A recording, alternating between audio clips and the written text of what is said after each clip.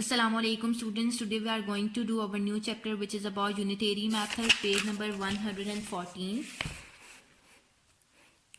Okay, we often use the four operations when we go shopping. Number one is we add to find out how much our purchases cost all together. Okay बेटा, जब भी आप shopping के लिए जाते हो, ठीक है, तो आपने जो भी चीज़ें खरीदी हैं आप उनकी कॉस्ट को ऐड अप करके चेक करते हो कि आपने कितनी मतलब टोटल कितनी कॉस्ट की चीज़ें परचेज की हैं. ठीक है.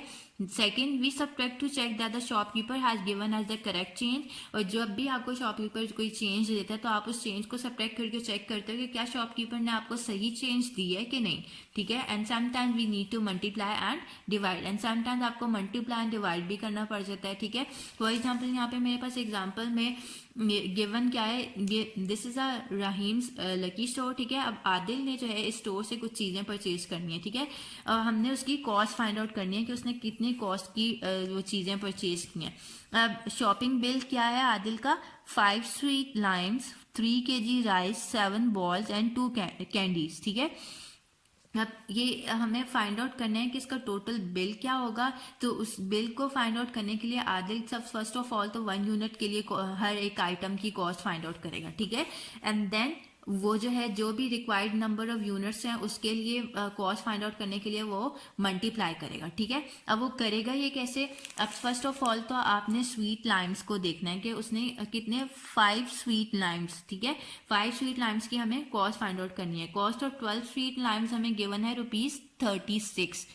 वेयर इज स्वीट लाइम्स, ये sweet limes ₹36 per dozen. Per dozen means के 12 मतलब स्वीट लाइम्स की कॉस्ट गिवन है ₹36. ठीक है. 1 स्वीट लाइम के लिए सबसे पहले 1 यूनिट के लिए आपने कॉस्ट फाइंड आउट करनी है, तो आपने सिंपली 36 को डिवाइडेड बाय 12 कर दिया, तो मेरे पास आंसर आया ₹3.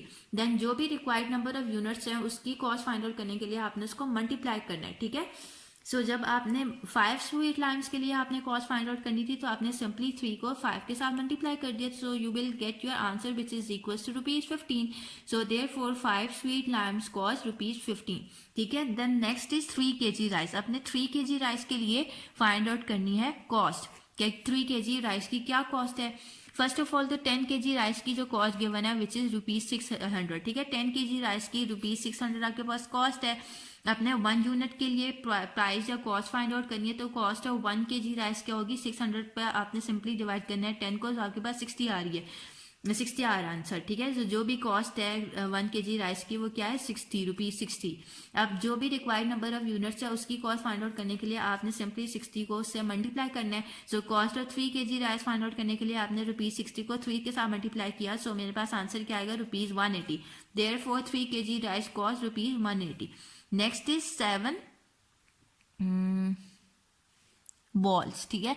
7 बॉल्स की क्या प्राइस होगी, यहाँ पे देखिएगा, स्पेशल टुडे 10 बॉल्स फॉर ₹300. मतलब आज के लिए उसमें जो 10 बॉल्स की प्राइस क्या गिवन है, ₹300. जो स्पेशल प्राइस गिवन है फॉर स्पेशल टुडे 10 बॉल्स के लिए क्या प्राइस गिवन है, 300. ठीक है. सो आपने कैसे फाइंड आउट करनी है, आपने सबसे पहले तो लिख लेना है कॉस्ट ऑफ 10 बॉल्स. 10 बॉल्स की कॉस्ट है ₹300. Cost of 1 ball find out करने के लिए आपने 300 को डिवाइडेड बाय 10 किया, तो आपके पास ₹30 आ रही है. ठीक है. अब 7 बॉल्स के लिए आपने कॉस्ट फाइंड आउट करनी थी ना, तो simply cost of 7 balls find out करने के लिए आपने इस 30 को मल्टीप्लाई किया 7 के साथ, सो you will gate ₹210. So therefore 7 balls cost ₹210. ठीक है. Next is 2 candies. All right. So 2 candies. अब यहाँ पर आपके पास जो कैंडीज की प्राइस है, यहाँ पे Rahim special candy 3 jars for ₹450. And candies की क्या प्राइस गिवन है, 3 जार्स की ₹450. ठीक है. अब यहाँ पर जो है कॉस्ट ऑफ 3 जार्स गिवन है 450. अब आपने 1 यूनिट के लिए प्राइस फाइंड आउट करनी है, तो cost of 1 jar find out की 450 डिवाइडेड बाय 3 किया विच इज इक्वल टू ₹150. ठीक है. Then cost of 2 jars find out करने के लिए आपने सिंपली इसको 2 से मल्टीप्लाई किया, तो ₹300 आ रहा है. So therefore 2 candy jars cost ₹300. तो आदिल का टोटल बिल क्या बनेगा, स्वीट लैम्प्स की प्राइस क्या आ रही थी, ₹15 जो हमने फाइंड आउट की. 3 kg राइस की कॉस्ट क्या आ रही थी 180, देन 7 बॉल्स की कॉस्ट आ रही थी 210, देन 2 कैंडी जार्स की कॉस्ट आ रही थी 300। तो आपने इन सबको सम ऐड किया तो आपके पास टोटल बिल क्या आ रहा है ₹705, ठीक है। The method Adil used to find out how much each of his purchases would cost has a special name. It is called the unitary method. Okay बेटा, ये जो मेथड आदिल ने यूज़ किया ना कि फाइंड आउट करने के लिए कि उसकी जो भी परचेजेस थे उसकी टोटल कॉस्ट कितनी होगी, सो ये इस मेथड का एक स्पेशल नाम है, उसको हम क्या कहते हैं, यूनिटेरी मेथड, ठीक है। सो बेसिकली फॉर एग्जांपल कि 10 बॉल्स के लिए आपके पास प्राइस गिवन है, तो आपने सबसे पहले तो 1 यूनिट के लिए प्राइस फाइंड आउट करनी है, ठीक है। फिर जो भी रिक्वायर्ड नंबर ऑफ यूनिट्स हैं, 2 बॉल्स के लिए प्राइस आपने फाइंड आउट करनी है, 3 बॉल्स के लिए, 7 बॉल्स के लिए, तो आपने जो भी रिक्वायर्ड नंबर ऑफ यूनिट्स हैं उनकी कॉस्ट फाइंड आउट करने के लिए आपने अपने आंसर उसको जो भी 1 यूनिट के लिए आंसर आया था उस आंसर को उसके जो भी रिक्वायर्ड नंबर ऑफ यूनिट्स हैं उनके साथ मल्टीप्लाई कर लेना है, ठीक है। सो आपके पास रिक्वायर्ड कॉस्ट आ जाएगी, ठीक है। फॉर एग्जाम्पल यहाँ पे मेरे पास एग्जाम्पल गिवन है, factory produces 28 bicycles each week, मतलब वीक में जो है फैक्ट्री कितनी बाईसाइकिल्स प्रोड्यूस करी है, 28 बाईसाइकिल्स। हमने फाइंड आउट क्या करना है, how many bicycles are produce in 5 days. अब number of bicycles produce in 7 days, 7 days में कितनी नंबर ऑफ बाईसाइकिल्स प्रोड्यूस हो रही है, 28। सो हमने 1 डे के लिए फाइंड आउट करनी है, number of bicycles produce in 1 day equal to 28 को आपने सिंपली 7 पे डिवाइड कर दिया, सो यू विल गेट 4, ठीक है। सो अब number of bicycles produce in 5 days, 5 days में कितनी नंबर ऑफ बाईसाइकिल्स मतलब फैक्ट्री प्रोड्यूस करेगी वो फाइंड आउट करने के लिए आपने सिंपली 4 को 5 के साथ मल्टीप्लाई किया, सो आपके पास 20 आंसर आ रहा है। Therefore the factory will produce 20 bicycles in 5 days, alright. Now next example is, if a bus covers 168 km in 4 hours, what distance does it cover in 3 hours? Okay, अब 4 hours में 168 kilometre जो है एक बस cover कर रही है, हमें फाइंड आउट क्या करना है, what distance does it cover in 3 hours, 3 hours में वो कितना डिस्टेंस कवर करेगी, ठीक है बस। तो डिस्टेंस कवर्ड इन 4 आवर्स क्या गिवन है, 168 किलोमीटर, 1 आवर में वो कितना डिस्टेंस कवर करेगी, 168 को डिवाइडेड बाय 4 किया, 42 किलोमीटर्स, ठीक है। रिक्वायर्ड कितने आवर्स में आपने मतलब डिस्टेंस फाइंड आउट करना था, कितने आवर्स के लिए, 3 आवर्स के लिए, तो आपने 3 आवर्स के लिए फाइंड आउट करना है, तो आपने सिंपली 42 को 3 के साथ मल्टीप्लाई कर लिया, सो आपके पास आंसर क्या आ रहा है, 126 kilometre. So this is your required answer, okay. Now come to the exercise 6A।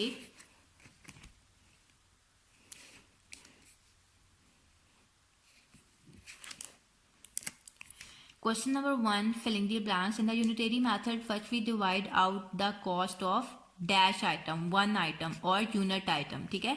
So आपने 1 लिखना या unit item भी आ सकता है। B, if 3 kg of sugar cost ₹210, then 1 kg of sugar will cost ₹70। अब ₹70 कैसे आया है, आपने सिंपली 210 को 3 पे डिवाइड करना है, सो आपके पास आंसर आएगा 70, ₹70 is your answer. C, if 240 oranges can be placed equally in 15 cartons, then 1 carton has dash oranges। आपने सिंपली 240 को 15 पे डिवाइड करना है। अब यहाँ पे कैंसिलेशन हो जाएगी, 5 3 15, 5 4 20, 5 8 40, देन 3 1 3, 3 1 3, 3 6 18, ठीक है। तो 16 oranges is your answer। Now D, if 4 similar chairs cost ₹16,000, the cost of such 6 chairs will be rupees dash, ठीक है। अब 4 चेयर्स की आपके पास प्राइस गिवन है ₹16,000, आपने 6 चेयर्स, ऐसी 6 चेयर्स की प्राइस फाइंड आउट करनी है, तो सिंपली आपने 16,000 को पहले 4 से डिवाइड किया, ठीक है। Cost of 1 chair find out करने के लिए तो आपके पास 4,000 आंसर आ रहा है। 6 चेयर्स की कॉस्ट फाइंड आउट करनी है, तो सिंपली 4,000 को 6 के साथ मल्टीप्लाई किया, तो आपके पास 24,000 आ रहा है कॉस्ट ऑफ 6 चेयर्स, ठीक है। तो 24,000 is your answer.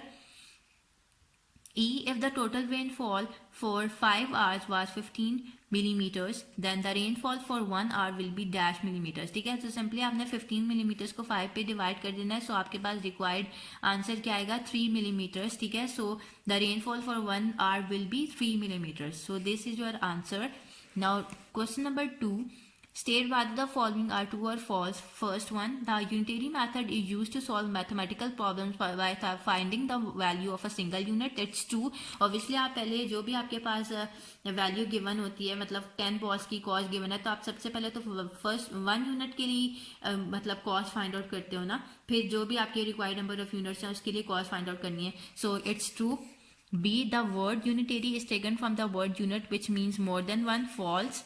Unitary unit के वर्ड से निकला है, ऑब्वियसली उसमें 1 मतलब यूनिट मीन्स 1, ठीक है, it's false. C. The unitary method is mostly used in selling or purchasing goods. True. D. If the cost of 6 glasses is rupees 600, then the cost of 8 glasses will be rupees 4800. It's false. Obviously आपने 6 glasses के लिए cost given है, तो आप सबसे पहले तो 1 glass के लिए कॉस्ट फाइंड आउट करेंगे. 600 को डिवाइडेड बाय 6 किया, cost of 1 glass is equal to 600 divided by 6 which is equal to ₹100. ठीक है. अब 8 ग्लासेस के लिए फाइंड आउट करनी है कॉस्ट ऑफ 8 ग्लासेस. सिंपली ये ₹100 को आपने 8 से डिवाइड किया, सो आपके पास आंसर आया ₹800. ठीक है. तो ₹4800 तो आंसर नहीं आ रहा ना, so it's false. E. If 1 kg of rice costs ₹150, the cost of 3.5 kg will be ₹525. अब 1 kg राइस की कॉस्ट है ₹150. 3.5 kg राइस की कॉस्ट क्या 525 होगी. 150 को 3.5 के साथ मल्टीप्लाई किया, यहाँ से डेसिमल पॉइंट रिमूव किया, नीचे आया 10. ये 0 के साथ कैंसिल आउट हो गया. 15 multiply 35 is equal to ₹525 answer आ रहा है. ठीक है. So it's a correct answer, so it's true. Alright. Okay, now question number 3 is your homework. आप इसको इजीली सॉल्व कर सकते हो, सो आपने इसको खुद सॉल्व करना है. Now question number 4. What is the cost of first 3 bananas at ₹36 per dozen. ठीक है. अब सबसे पहले तो आपने 1 डजन के लिए जो है 1 बनाना की पहले कॉस्ट फाइंड आउट करनी है. ठीक है. और देन जब 1 बनाना की कॉस्ट फाइंड आउट हो जाएगी, देन आप 3 बनानास की इजीली कॉस्ट फाइंड आउट कर सकते हो. ठीक है. सो पर डजन आपके पास रुपीस क्या गिवन है, क्या कॉस्ट गिवन है बनानास की, ₹36. ठीक है. सबसे पहले तो आपने लिख लिया cost of 1 dozen bananas. 1 dozen bananas आपको पता है किसके इक्वल होते हैं, 12 के इक्वल होते हैं. ठीक है. 1 डजन में आपके पास 12 बनानास आएंगे. ठीक है. तो cost of 1 dozen bananas is equal to ₹36. Then आपने 1 बनाना की कॉस्ट फाइंड आउट करनी है, तो ₹36 को आपने 12 पे डिवाइड किया. 12 3 36 होता है, ₹3 आंसर आया. ठीक है. 3 बनानास की कॉस्ट फाइंड आउट करने के लिए कॉस्ट ऑफ 3 बनानास किया, which is equal to ₹3 multiply by 3 करना है, ₹9. ठीक है. कॉस्ट ऑफ 3 बनानास आपके पास आंसर क्या है, ₹9. Now it's part C. 23 notebooks at ₹60 for 3. मतलब 3 नोटबुक्स की आपके पास प्राइस क्या गिवन है, ₹60. मतलब cost of 3 notebooks equal to ₹60 is given. Then cost of 1 notebook find out करने के लिए आपने सिंपली 60 को डिवाइड किया 3 पर. 3 20 60 होता है. ₹20 इज योर मतलब is the answer for 1 notebook. ठीक है. मतलब कॉस्ट ऑफ 1 नोटबुक इज ₹20. ठीक है. देन कॉस्ट ऑफ 23 नोटबुक्स की कॉस्ट फाइंड आउट करने के लिए आपने सिंपली 20 को मल्टीप्लाई किया 23 के साथ. सो आपके पास आंसर आ रहा है ₹460. ठीक है. So this is your required answer. इसका पार्ट बी जो है आपने खुद सॉल्व करना है. 9 टी-शर्ट्स एट ₹220 for 2.